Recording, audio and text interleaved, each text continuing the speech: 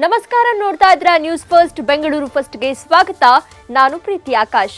ಮೊದಲಿಗೆ ಈ ದಿನದ ಟಾಪ್ ಹೆಡ್ಲೈನ್ಸ್.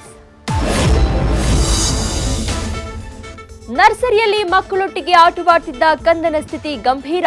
3ನೇ ಮಹಡಿಯಿಂದ ಬಿದ್ದು ಗಾಯಗೊಂಡ ಜಿಯಣ್ಣ. ಪ್ರೀ ಸ್ಕೂಲ್ನಲ್ಲಿ ಮಕ್ಕಳನ್ನ ಬಿಡೋ ಪೋಷಕರೇ ಎಚ್ಚರ.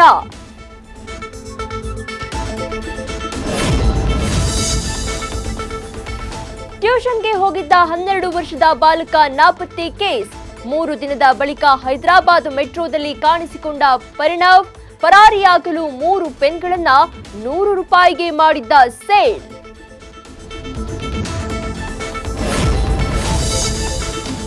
ಅಪಾರ್ಟ್ಮೆಂಟ್ನಲ್ಲಿ ನಿಲ್ಲಿಸಿದ್ದ ಬೈಕ್ ಎಗರಿಸಿದ ಖತರ್ನಾಕ್.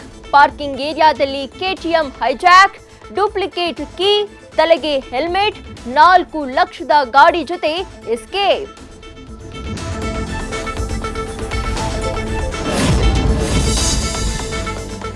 ಸೈಬರ್ ವಂಚನೆಯ ಹೊಸ ಜಾಲ ಪತ್ತೆ ಹಚ್ಚಿದ ಪೊಲೀಸ್. ಪಿಂಕ್ ವಾಟ್ಸ್ಆಪ್ ಇನ್ಸ್ಟಾಲ್ ಮಾಡಿದ್ರೆ ಮಾಡಿ ಅನ್ಇನ್ಸ್ಟಾಲ್, ಇಲ್ಲ ಅಂದ್ರೆ ನೆಟ್ ಬ್ಯಾಂಕಿಂಗ್ ಪಾಸ್ವರ್ಡ್, SMS ಆಗ್ಬಿಡುತ್ತೆ ಹ್ಯಾಕ್.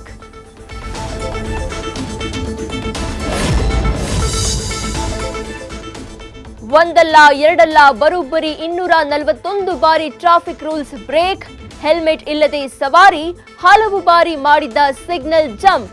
ಮಂಜುನಾಥನ ಬೈಕ್ ಮೇಲಿದೆ ಲಕ್ಷಗಟ್ಟಲೆ ಫೈನ್.